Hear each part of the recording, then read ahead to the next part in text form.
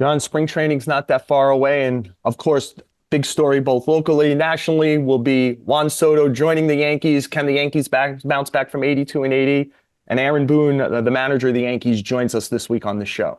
Yeah, a lot of interesting questions about the Yankees. Obviously, their offense is much improved. Are they going to be healthier? Is their pitching deep enough? And Aaron Boone's a great guest, so thank you for getting him. I think that's going to be a great show. Yeah, and look, we also have other big things to talk about. We know who the Hall of Famers are. We know who the Hall of Famers aren't. We'll talk about all of that. We'll play hit and error at the end if you stick with us on the show with Joel Sherman and Jon Heyman.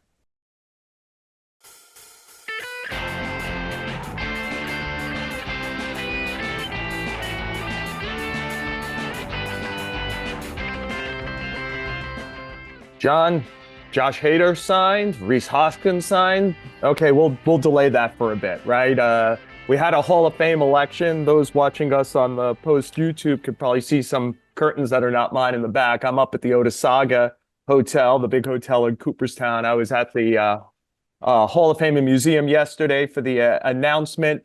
3 guys went in. No surprise, Adrian Beltre cruised in.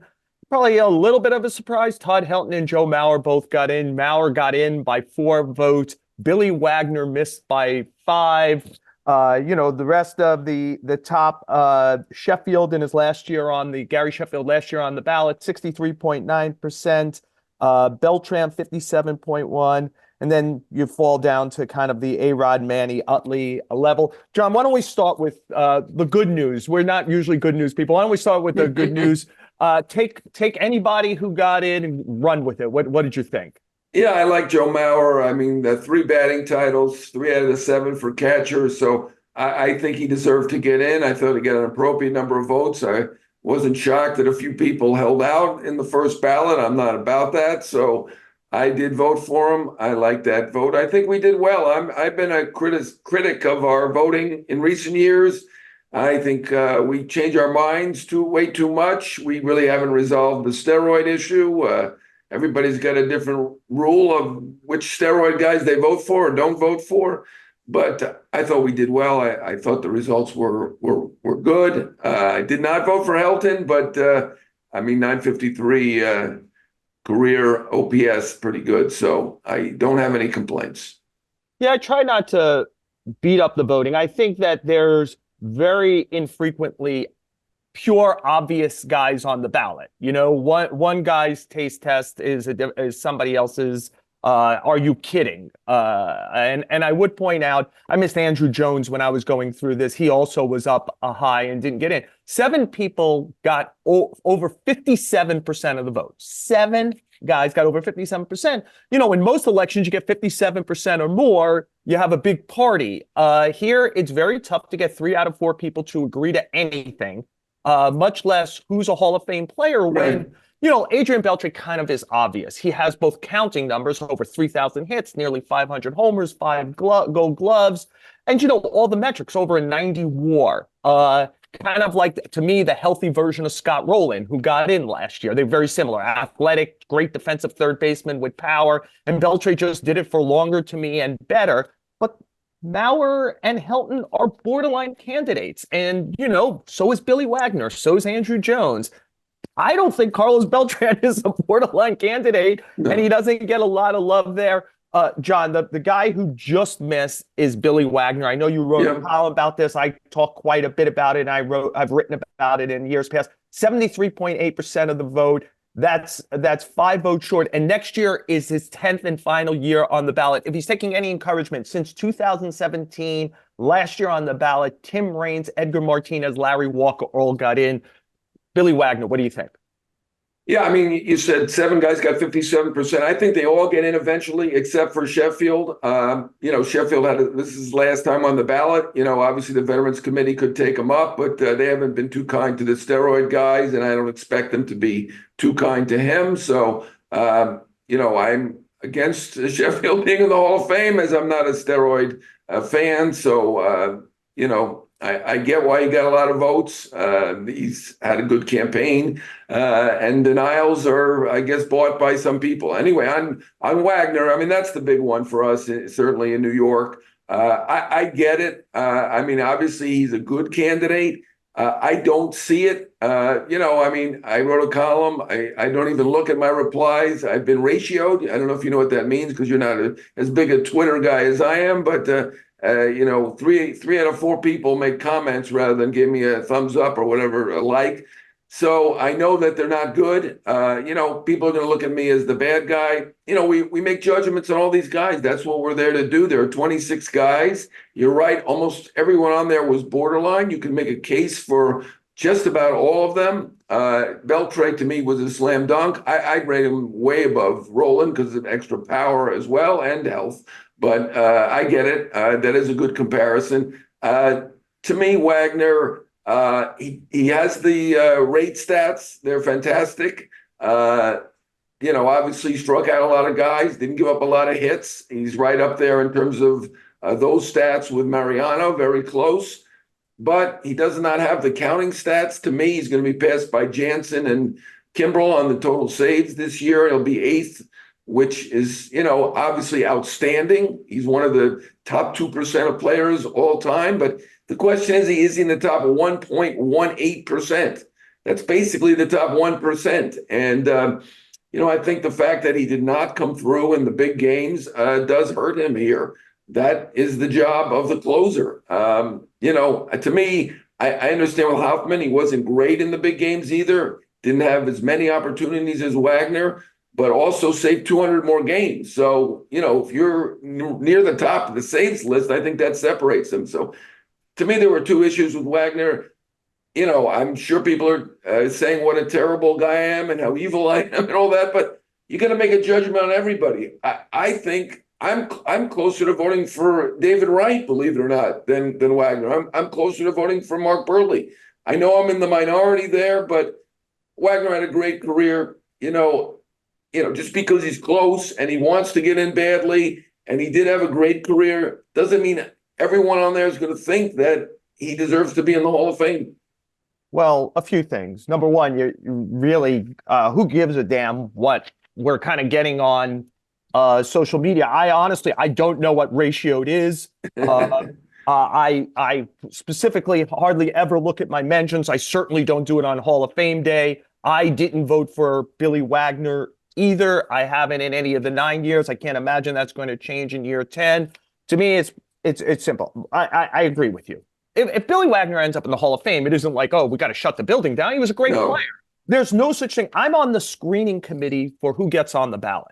Like, there's no one who gets on the ballot who didn't have a great career. It means you're played at least 10 years in the major leagues. That's a very low percentage of people who play professional baseball, much less if you want to start going back to Little League and Pony League and high school and college, who get to, more people spend less than a year in the major leagues than spend 10 years in the major leagues. And then you have to spend 10 years with distinction. Like, for example, Colin McHugh retired this week. In 5 years, if I'm still doing this, he'll be on that bigger list where you have to close down to who's on the ballot. Colin McHugh had a wonderful career. To just simply get on the ballot, you got to probably be in the top 10%, maybe the top 8 or 7% of all time just to get on the ballot. You had a great career. There's not a bad player. There's not a less than an above average player on it. As far as Billy Wagner is concerned, my big thing is if you're going to pitch 900 innings and you're going to have that job. By the way, I never voted for Trevor Hoffman either. I think that the job is field goal kicker, right? Like you got to be Adam Vinatieri. When you get your chances in the big games, you got to make the field goal. The guy I compare him to all the time is Mike Vanderjagt. When Mike Vanderjagt retired, he was the most accurate kicker in the history of the league by 5% over anyone else. But he missed the two most important kicks in his career. One that would have won a game in overtime for the Colts in the playoffs, and one that would have forced overtime in it. And they were like 3-out saves, 1-run saves in the postseason because they were 43 and 45 yards. Go look at his postseason. They're all 22-yard field goals. That's what he made. The two he had to make with a little difficulty, he blew. Adam Vinatieri will get in. He won't. Billy Wagner pitched in 14 postseason games. In 3 of them, the WPA, the winning plus added, the biggest hit in the game, came against Billy Wagner, right? I know the argument. It's a small sample size. One of the reasons it's a small sample size is Billy Wagner's teams kept getting eliminated, and Billy Wagner was a reason they were getting eliminated. We saw that firsthand in 2006, John. He The Mets are going to go up 2-0 in St. Louis. The series NLCS, they're the best team in the National League coming back. He blew game 2. They're winning 4-0 in game 6. He gives up 2 runs. They win the game, and so they get to game 7. But because of that, Willie Randolph doesn't use him in the traditional closer role in game 7. Tie game, 9th inning at home. And he used Aaron Heilman for 2nd inning. Heilman gives up the winning homer. I know this is small sample size, but we're looking for a reason to put somebody in with 900 innings of pitching, right? And as great as those 900 innings are, and they are great, I feel that job is a specialist job. And if you get to the postseason, you've got to make the most of it. And I just feel like he has a 10+ ERA in the postseason. Yeah, I mean, look, he got 10% of the vote his first year. Now, I know a lot of the voters changed their minds, and Roland was 10% or something like that and got in. Sheffield was like 10% or 12% for 5 years, and he almost got in. There's a reason he got 10% now. I mean, I know we're going to get ratioed here for this discussion, but you'll tell me what that means later. Yeah, well, it means a lot of people are commenting negatively about what we're saying. That means they just have make a judgment. They have time and anger. That's all they have, John. Time and anger. Ignore them. Okay. How about this? Hypothetically, you're starting a team. You're drafting somebody. You're going to get the guaranteed career of Billy Wagner or Mark Burley, who threw 200 innings, 15 straight years, except for that last year for 198 innings, won double digits every year, had a perfect game, a no-hitter, and was the most consistent pitcher probably in baseball history. Or let's say you could take Billy Wagner, or you could take David Wright, who had 8 spectacular years. He had about a 50 WAR through the first 8 years. Who do you draft? I don't think anybody would, in their right mind. Now, I know some people are going to say you can only compare relievers to relievers. They're all on the same ballot. I'm comparing them all. You vote. You can vote for 10. Now, I did vote for 6. So I've got kind of a middle market hall guy. I'm not a small or a big, whatever, but they're all compared to each other. I'm not just comparing them to relievers. Whose career was better between Billy Wagner, Mark Burley, and David Wright? I think, to me, the other 2 had better careers, and I came closer to voting for both of them. One of them got 8%. I think the other one got 6 or 7%. I'm glad they're still alive. I'm glad we still get to vote on them. I think I'm going to vote for them next year if I have room, just to keep it going. But I don't like that 5% rule. But, they're all compared to each other. I'm not giving a special dispensation to the relievers. He has a lifetime WAR of 27 for a reason. That is a tabulation of a guy's value. Mark Burley's WAR is about 60. Bobby Abreu, I don't think is a Hall of Famer, 60. Jim Edmonds, 60. I mean, I don't think WAR is perfect, but it certainly downgrades the relievers, and for a reason. There are a lot fewer innings. There is a smaller impact. I think we're looking at these interesting and great stats and overrating not only him, but, is Kimbrel going to be a Hall of Famer too? Because, Wagner, we're anointing him because he had the best strikeout percentage, 11.9. Kimbrel's 14.2 per 9. Is he a Hall of Famer? I'm not sure that he is. I actually think Wagner has a lot in common with Kimbrel and Chapman.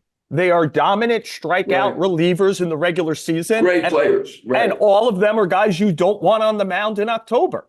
Like, that's what they've shown us. And Chapman certainly is not a Hall of Famer. Does anybody see Chapman as a Hall of Famer? I think Wagner's ahead of Chapman. But I think they're in a Venn diagram with each other. Chapman is a dynamic power left-handed reliever who, dominates a lot from April to September and doesn't in October. John, we're going long on just Wagner. Let's just get to a few more before we have to bounce out of here. I have 2 that I'm curious about.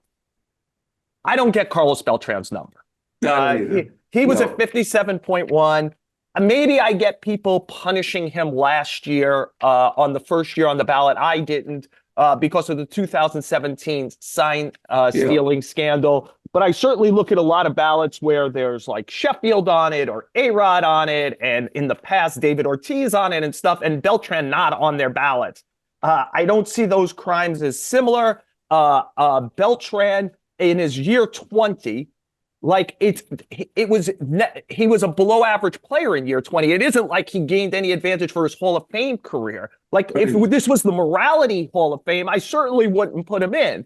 But for the But first sportsmanship is one of the yeah, one of I the get things that it, we look John. at. But Yeah. I think people for the first so for sportsmanship, I think that Beltran won the Clemente Award. He's a key guy for getting translators in the clubhouse for players from other countries who don't speak English as a first language. I think those negate some of the other stuff as sportsmanship. And on the field, he's a five-tool, great switch hitter who's one of the best postseason players in the history of the game and the best percentage stolen base guy in history for over 200 steals. There are borderline cases that are tough for me. He's not a borderline case for me. Yeah, I don't get that one either. I left him off the first year because of the 2017, which was an embarrassment. I get it. And I intended to vote for him going forward, and I think he will get in. I'm with you. I don't get it. I think he's close to Beltran. I mean, not only their names close, I think their careers are close. I mean, the totals may be a little bit higher for Beltran, but both outstanding defensively. Beltran, a great runner. I don't see it, and I can't imagine that the 42 or 43% that didn't vote for him are just still punishing him for the trash can situation. I'm with you. I don't get it. 5-2 player who was dominant in October. Now, I think we probably grade October and impact more than some of the other guys. But to me, that's a huge part of it. And that's a part of the Wagner's situation. But to me, Beltran, I mean, he had postseasons with 8 home runs. He had series with hit 500. His hitting record is just below Babe Ruth and Lou Gehrig in the postseason. And he had 400-something home runs, and he had the greatest base stealing percentage ever when he retired. He's clearly a Hall of Famer. Yeah, one of the things when people argue about that October shouldn't be important, they're usually talking to me about WAR, and I always have to point out the W stands for wins. Like, that's the key thing in baseball. You need to win. These players help you win. John, just let's see if we briefly... I was interested in these two things. You decide which one you want to talk about. We spent so many years pre and post these elections talking about steroid guys. I was on television for almost 5 hours yesterday. I don't remember A-Rod and Manny's names coming up for 5 hours. This used to be the key thing. A-Rod 34.8%, Manny 32.5%, and yet they were both better than Chase Utley at 28.8%, who I think people kind of like as a Hall of Fame guy. Take any of it and let's close out this segment. Yeah, I mean, I'll on A-Rod and Manny, right, obviously they're proven steroid guys. And, again, I hate to criticize us. I know none of the other writers want to do it, but I'll do it. I don't get how Sheffield gets votes and A-Rod does not. I mean, if you're going to vote for a steroid guy, why wouldn't you vote for an all-time great player? To me, Sheffield, 60 WAR, outstanding offensively, is over the border, is a Hall of Famer on his accomplishments, but he's a steroid guy. Why? Maybe you could tell me, why are we overlooking his steroids? Because he's a good denier. I mean, I think David Ortiz, same thing. He did a good denial and people liked it. I don't get it. Yeah, I think if there were splitting hairs, and John, I didn't vote for Sheffield for 9 years, and I gave in and voted in year 10. I kind of treated it like a cold case, and I went back in it because I feel like it was the last. You don't seem that happy about it, though. No, and if you watched any of the television yesterday, I'm admitting I don't know if I did the right thing. This is how I felt about Sheffield. If he missed by 1 vote and I didn't vote for him, I wouldn't feel good. If he got in by 1 vote and I voted for him, I wouldn't feel good. Like, I was vexed about him. I think on paper, he's overall better than by a degree or two than Edgar Martinez is, what I came to. Edgar Martinez isn't punished for defense because he didn't play defense. Sheffield's punished for defense, and he's a better hitter to me than Edgar Martinez, who I think is a great hitter and who I voted for. And ultimately, it's a tortured thing. This is one of those things with the Hall of Fame. You certainly have an excellent point. You could rip me apart for it, and I would understand it. I don't think I'll do that. We disagree. I think 2004 is a demarcation point. I know that everyone knew it was illegal before then, but I think there was a lot in the game. It's illegal, but nobody's doing anything about it. And if I don't do steroids, I'm going to either not be as good or fall out of the game. I think once February 2004 came around, where the rules went in with testing, greater punishment, etc., there was a line drawn of, guys, this is a speed trap now. And you can't say, well, everybody drives 58 in this 55 zone. You're going to get busted if you do. And to me, A-Rod and Manny are beyond that multiple times. And Sheffield, do I think he was clean after that? I mean, I'm not naive, John, probably not, but like he's not busted after that. And it was a hesitant. I kept my ballot on my desk for 3 weeks with 4 check marks. And literally before I stuffed it in the ballot, I went to the 5th check mark. And I don't know that I did the right thing. And in some ways, I'm glad I don't have to think about it anymore. He's off the ballot. And I think it's fascinating because I think however a committee is made up, I think you could create a 16-person committee that loves Gary Sheffield. And I think you could create a 16-person committee of the veterans people who hate him. There were certainly teammates who felt both ways. So I'm curious to see how the veterans committee in a couple of years treats him. Yeah, well, I mean, that's a very good explanation. To me, he was caught. If you're caught, you're caught. I did vote. I voted for one steroid guy, and that was Barry Bonds, because he was a Hall of Famer before anybody started taking steroids. But, I split some hairs myself there, so I get it. So can't blame you. But I mean, if Billy Wagner got in, I applaud him. He's a great guy. Gary Sheffield, to me, he cheated. He should not be a Hall of Famer. And I'm glad we have 3 quarters because I don't think he belongs in. Well, John, I hope nobody ratios us before our next segment, because if you stick with the show with Joel Sherman and Jon Heyman, Yankee manager Aaron Boone is up next.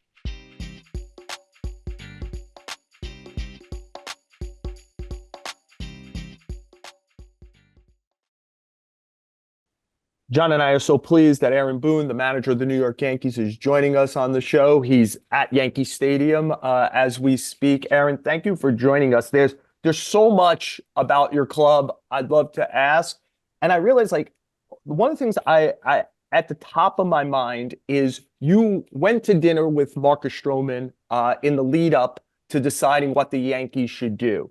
And I almost wonder, in your need for pitching, what would he have had to do for you not to sign him? Like, I mean, are you just sitting at that table looking for a reason to like him? Or do you walk away and you are actually very impressed by this player? Well, the latter part's true. I definitely walked away. We had a great meeting together, and I didn't know him other than probably a bump into here and there and a wave across the field. So it was important for me, especially I happened to be going down to Tampa for some coaches things that we were getting together on, and it actually synced up and timed up perfectly. And I wanted to go be in front of him and get to know him a little bit, and came away very impressed and excited, and I'm excited to see what he's going to do here in pinstripes. John, can I just ask why? What impressed you and excited you? What did you hear? First, I believe this is where he wants to be. And that's always, comes across sometimes with some guys, you feel that sometimes, you're guessing on it sometimes. My feel on that was this is a place that Marcus wanted to be and wants to be. I think where he's at physically, kind of working through last year and making sure he's in a good spot physically. He's got a very consistent track record. I think he's trending in the right direction from a winner standpoint into this season.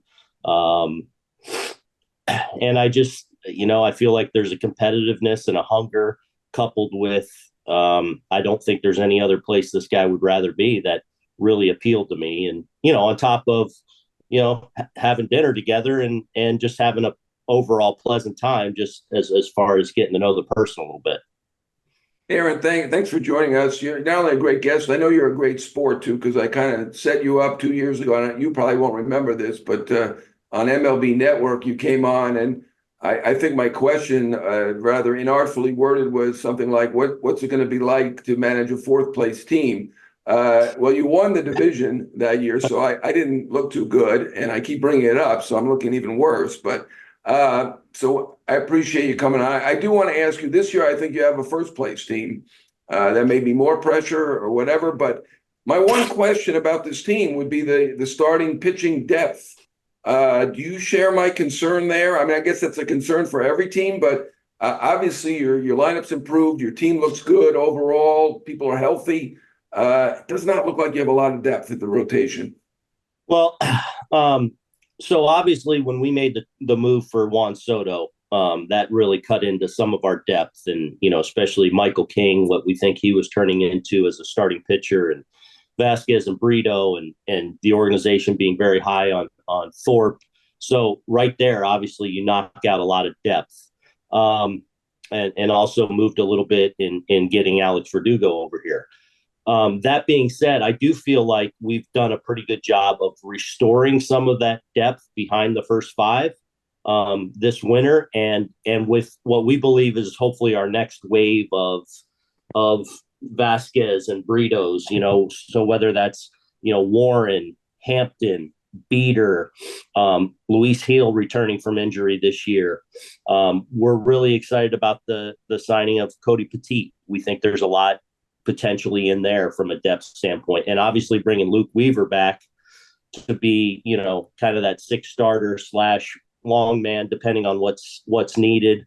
I do feel like we've replenished some of that depth, that kind of 6 through 11, if you will, and I think we've also kept our powder dry a little bit, that as inevitably needs arise, we're still in a position to perhaps go out and get what we need, whether something comes up in spring or early in the season, or hopefully at the deadline when you really declare what you need. Aaron, if Cortez and Rodon pitch like the All-Stars they were in 2022, a lot of the healthy All-Stars, by the way, in 2022, rather than the guys who both spent multiple long stints on the injured list last year and didn't pitch very well, a lot of these problems go away. Why should Yankee fans believe that you're going to get that better version of Cortez and Rodon? Well, they're not far removed from being, top end starters. And obviously they got tripped up a little bit from an injury standpoint. The only thing I would say is they're both really healthy. They're both having really strong winners in our view. I'm in contact with those guys a lot. They've been in Tampa for most of the month. And all signs are that they look really good. They feel really good. They've had the kind of winners they need to have. There's never a guarantee. I mean, and such is the nature with pitching, but I do feel like they've had the winners that they've needed to have to put themselves in position to be staples in our rotation, which obviously we need them to be. Let me follow up on Rodon, because he wasn't anything like the pitcher he was in 2022. It was pretty obvious Cortez was just hurt. What do you think happened with Rodon? Could that be a New York situation? I mean, occasionally we've seen that with a Joey Gallo, and here and there that happens. Or you ascribe it all to injury and just an off year. What do you think happened? Yeah. And go ahead. Yeah, so I think he came into spring and right away was a little behind because he got injured, and then as he was kind of ramping back up, had the back issue that popped up that kind of set him back. So it was one of those years where he was just kind of playing catch up all year, and especially when you're a big signing and you come to an organization in the middle or later part of the winter, and then all of a sudden you're trying to catch up, and it just, everything kind of went against him in that way. And, at the same time, I think it also hit him hard. And I think in the right way so far is lit that kind of fire that, hey, I need to do everything possible to make sure I'm putting myself in the best position to go out there and be the Carlos Rodon I've been at various times in my career. And so sometimes, going through a season like that can be that little motivating factor that you need. I'm excited where he's at. My biggest message to Carlos is do everything you need to do to make sure you're, ready to go to the post every 5th and 6th day. And I really feel like if he takes care of those things to get him in that position, the results will be there. And, again, so far, we're really excited about where he's at from the winter standpoint. It probably says a lot about about me and John that we're 8 minutes into talking to you, and we haven't asked you a question about Juan Soto, who was the biggest trade of the offseason. So why don't I get to Juan Soto? And I'm wondering, you were one of the worst offenses in the sport last year. Can the introduction of just Juan Soto, and I know you got Grisham and Verdugo, probably hoping for much better health along the way also. Just Juan Soto, what does he do to get you from the bottom back to where you had been for a very long time, which is a top offense? Well, I mean, look, he's I can count on one hand, the hitters you want to argue that are as good or whatever as him. And we got two of them now in Juan Soto and Aaron Judge. But I think it's important to not leave out the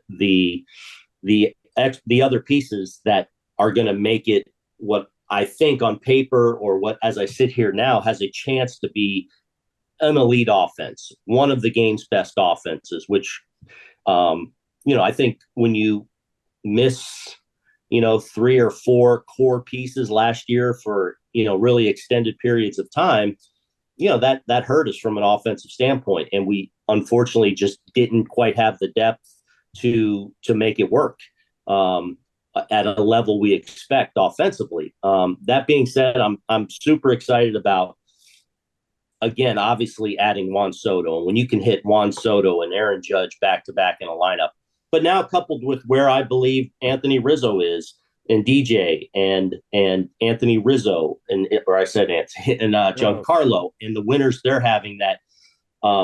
So I believe that supporting cast around those two guys in the lineup, not to mention Gleyber coming off of, an amazing year and going into a contract year, like, I think our lineup has a chance to be really, really special.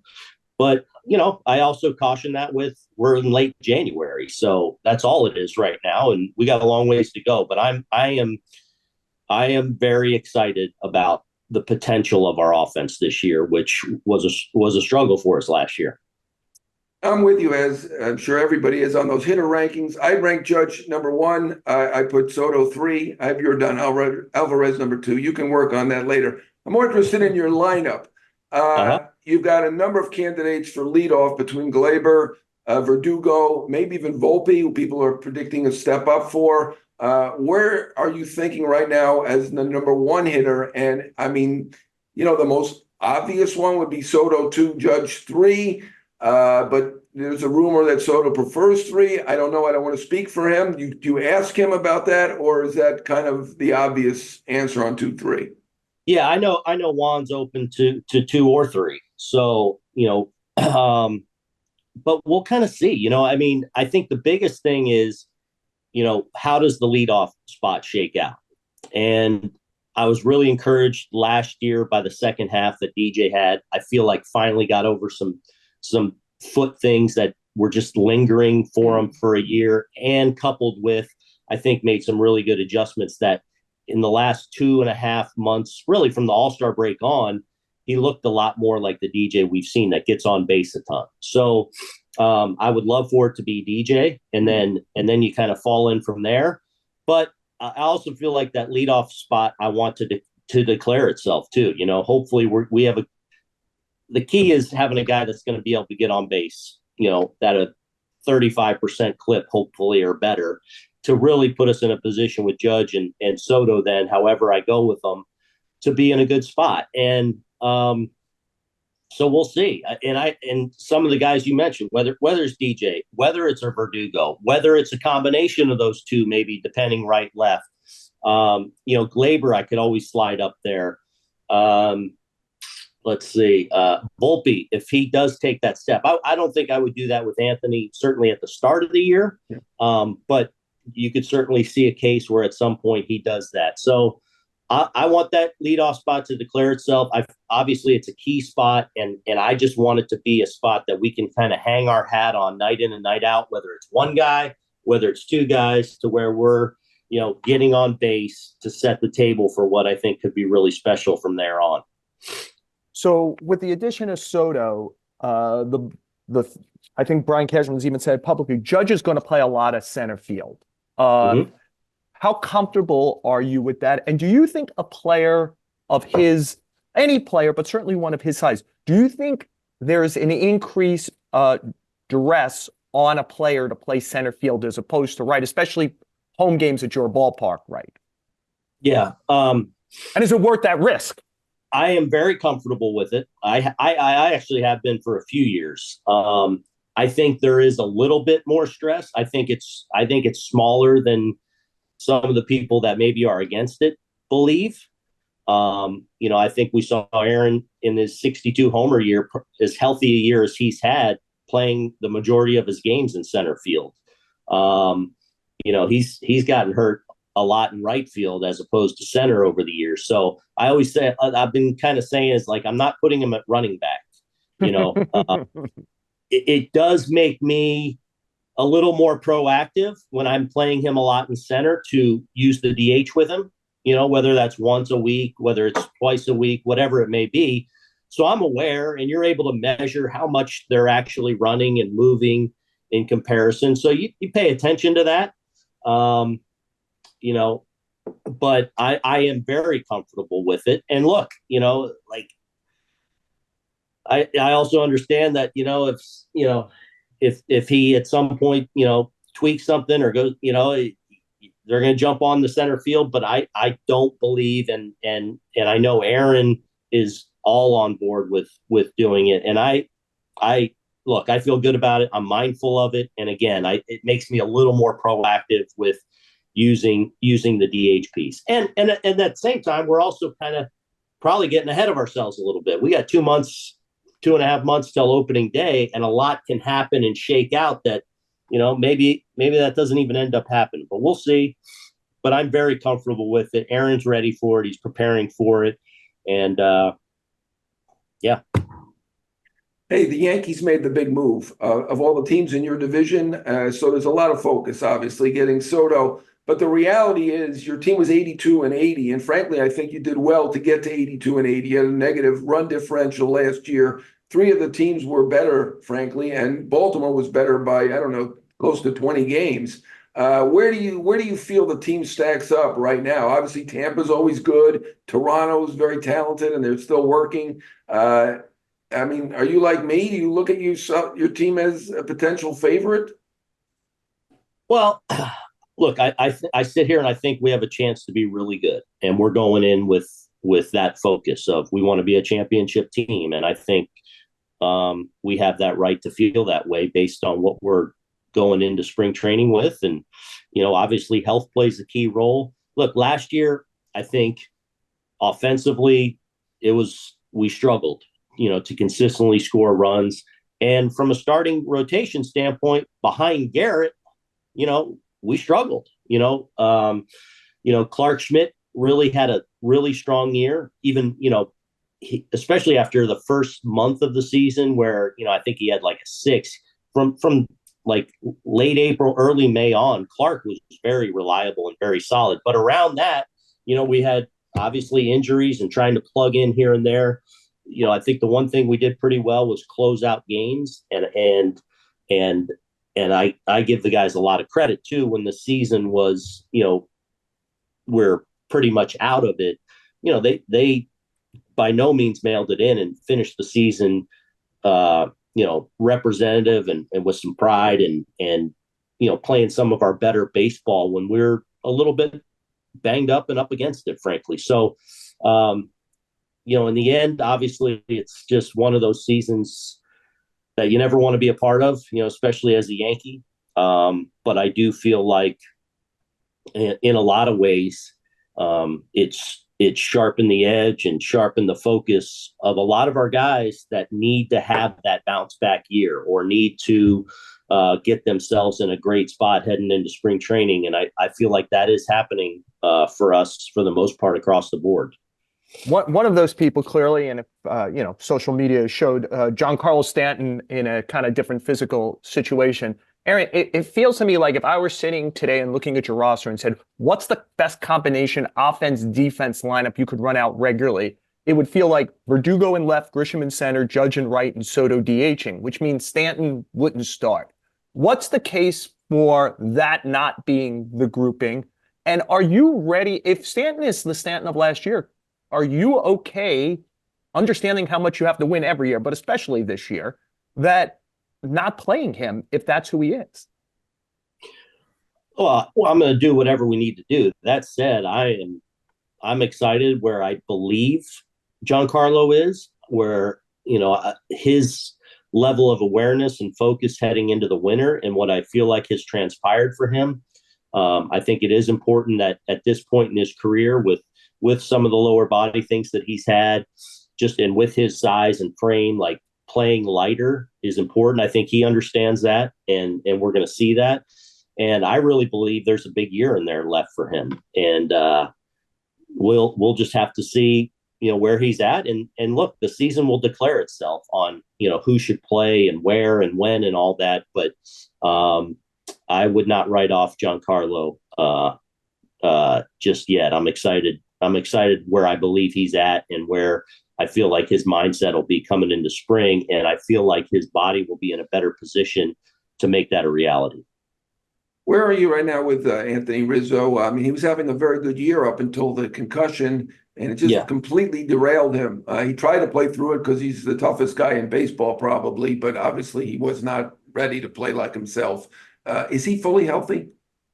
Yeah, he's doing great. I think one of the good things that's happened with Anthony over probably the last, it was the latter part of 22 where he had the back flare up on him, which has kind of flared up on him every year. Like since that point, so, going on about, 16, 18 months, knock on wood, his back has been really good. And, obviously the collision and the subsequent concussion was very unfortunate and just one of those things we couldn't get our arms around.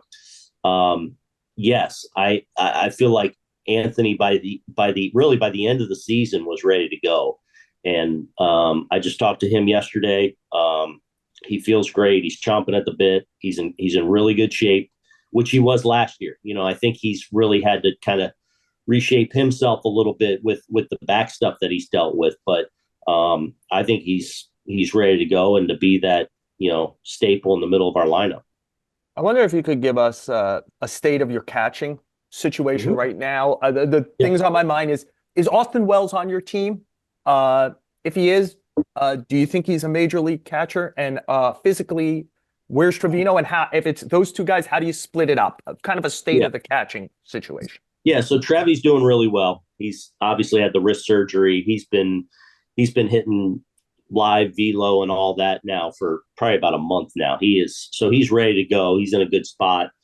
And then I was really excited, as I know a lot of our coaches, and really getting to see Austin Wells for the first time. Because remember, spring training last year, he had a rib cage or an oblique or something early in camp, so we didn't get to see him in spring, and that slowed the start of his season. He's come a long way in the catching department, and I think getting to see that up close and personal in the final month of the season gave us some peace of mind that this guy can catch at this level. And I thought he did a great job. He's really smart, and he's really interested and invested in the things you need to be invested in as a catcher. Right. So that's that relationship with the pitcher, nerding out on the game plan and being like into that and obsessed with that. Like Trevi's unbelievable at that. Like he goes home and, is studying game plans and getting ready for the next day. And I think, he and Trevi have Wells and Trevi have a great relationship to where I think that's going to continue. Austin's been in Tampa much of the winter. So, he's in a really good place and continuing to invest in his teammates and pitchers. And so I do think he's a big league catcher. I think he's really going to hit at this level as well. And then Ben Rorbett, who we're really, really excited about, or I would say we feel like is a big league catcher. And obviously last year, once Trevi went down, Ben was the guy that came up and caught Garrett all the time. And really, I think certainly earned Garrett's respect, but, I think showed everyone that he is a big league defensive catcher. So we'll see how it shakes out. I do think Austin's a big leaguer and ready for that challenge, but we're a long ways away from the end of March. We're with you on Trevino. He's a real student of the game, and we've had him on. Really amazing knowledge. This is turning into a little bit of an injury report, but I guess that's how last year went. I want to talk more about the potential of the Martian than the injury, but when do you think he'll be back, and how good is he?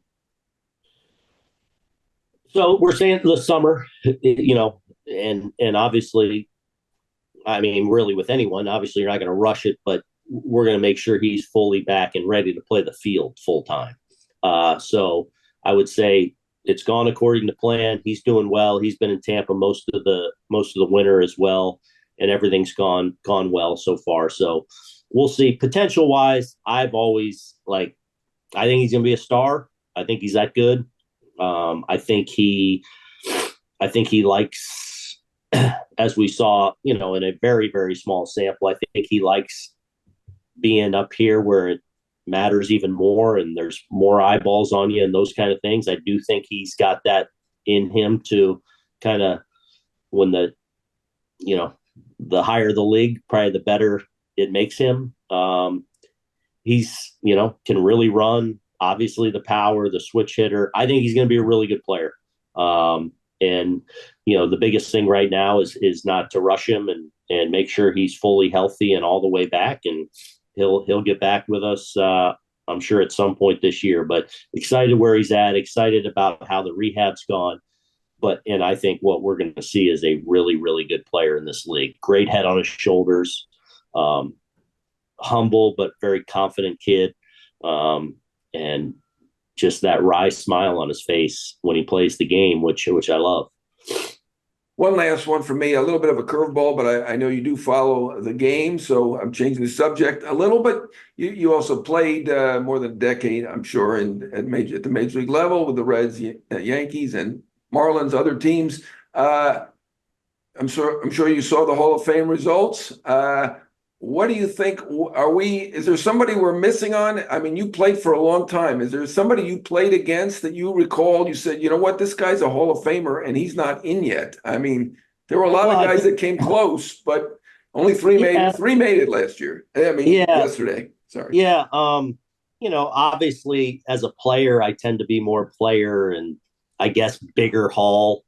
I think I'm somewhere in between, actually. I do think and like that it is, the most exclusive Hall of Fame that there is. That said, I think Billy Wagner should be in. I think Andrew Jones is a Hall of Famer. Andrew Jones, to me, is the greatest defensive center fielder we've seen. And I played with and against, the Griffey, Cameron, Finley, Edmonds, Torrey Hunters, great center fielders that I played with and against. And to me, Andrew's in another class defensively.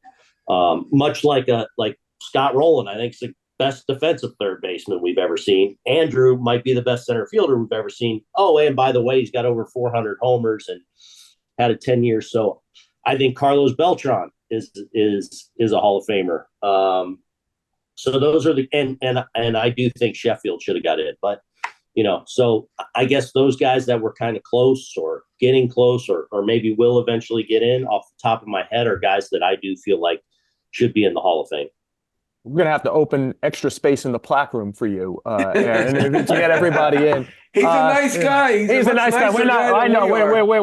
I know. I actually saw your coverage, Joel, and I get a kick out of how much you enjoy saying I didn't vote for him. If you notice on the 5 hours, I'm the only one on the air who actually says who they didn't vote for. I noticed somebody yesterday who didn't vote for somebody. Talked positively about him anyway. Anyway, it's not a big deal. Not that I was upset by it. I was actually going to ask you the Hall of Fame question to close. So let me ask you one last Yankee one to close. We mentioned Volpe's name earlier. Mm-hmm. I assume you're going to say Volpe will have a progression here. So I want to ask a bigger picture question. Do you think there was a flaw in the hitting program with your team last year that swept him up in it? And do you think that is there a shift being made? And is that shift going to be helpful to someone like him? Well, I'll answer that in the way of Anthony. look, I think Anthony has all the intangible things, and one of the reasons, as big a reason as any, that we committed to him from opening day last year after having not really played much AAA at all, is what we believe in the makeup. And one of the things I love about Anthony is he loves all the little things that you got to love to be really great at this game. You know, the behind the scenes, the stuff that's not the sexy fun, the stuff that's hard. And I fully believe that, you know, he definitely obviously had his ups and downs at the plate last year and had some holes that got exposed. I really feel like he has the makeup and the wherewithal and the intelligence and athleticism to make those necessary adjustments. And I think we'll see that. How incrementally this year remains to be seen, but I think you'll see a better offensive player, and I think you'll continue to see that throughout his career. Yeah, Aaron, just for the record, I actually hate talking about who I didn't vote for, because what gets lost is in all, what really gets lost in all of it is like if it's I look how at good they are. Yeah, like by the way, you played. Great. You know how great a player you were, your dad were? Like, you know what I mean? Is to play 10 years in the major leagues, when you think about the funneling system from little league up to just make it and then make it for a sustained period. Now we're talking about guys like Billy Wagner and Andrew Jones, whatever you think of. They're better than 98% of the players that have ever played in the history of the major leagues. Yes, I agree. I didn't vote for Billy Wagner, and I was rooting for hell that Billy Wagner would get in, because I don't want to say I feel like I have to be honest, but I don't want to keep talking negatively on television about somebody who I think is better than 98% of the players who's ever played. Yeah, I hear you, and that does always get lost, and that's why I wish in watching some players that they'd be a little more honest if they think of, you know, just because the guys you're leaving them just out of the Hall of Fame doesn't make them, like you said, not a great player. Yep. Aaron, we appreciate so much you joining us on the show. I'm sure we'll both see you in Tampa in a few weeks. Good luck with your spring training. All right. Thanks, guys. Take care. Of course, we thank Aaron Boone for joining us on the show. John, hit or error? I'm going to go error. I've praised us for the Hall of Famers that did get in. I think Helton was a good candidate. I think Maurer and Beltran were great candidates. So I think the result was good, but I'm going to say error. We are way too wishy-washy. I don't understand all the vote changing. I've done it occasionally myself. I did it with Juan Soto on the final ballot. I've done it a couple other times. I did start to vote for Jimmy Rollins, but I mean, to have so many guys go from 10% to 65 to 75%, it seems to be all about the social media and the influence. I'm at a point right now where I think the ballots should all be secret. I think people are afraid to be criticized, and I think they're just voting for popularity rather than voting for the people they actually think should be in the Hall of Fame, because everybody is, as we talked about on the show, everybody is afraid to be ratioed, except for you. Everybody else is afraid to be ratioed. John, I swear to you, you wouldn't know. I never heard the term before today. Couldn't give a damn one way or the other. I don't look at dimensions. If you told me I was going to walk through a door and get punched in my face, I wouldn't walk through the door. That's a door I know I'm going to get punched in the face. I just as soon, for my mental health, not walk through that door. John, for my hitter error, we've done a lot of Hall of Fame talk. I'm actually going to do the Brewers signing of Rhys Hoskins.